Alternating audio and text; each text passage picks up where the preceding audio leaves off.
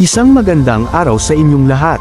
Ngayon, nais kong ibahagi sa inyo ang isang napakahalagang mensahe. Gamitin ang puso para alagaan ang taong malapit sa iyo. Gamitin ang utak para alagaan ang sarili mo.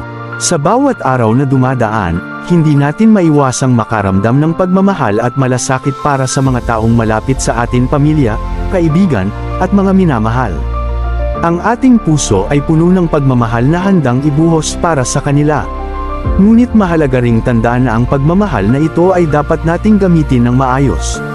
Kapag tayo ay nagmamahal, hindi ito dapat nagmumula lamang sa ating damdamin kundi pati na rin sa ating mga aksyon. Ipakita natin ang ating malasakit sa pamamagitan ng mga simpleng bagay, isang ngiti, isang yakap, o kahit simpleng pakikinig sa kanilang mga kwento. Sa ganitong paraan, pinararamdam natin sa kanila na sila ay mahalaga at may halaga sa ating buhay.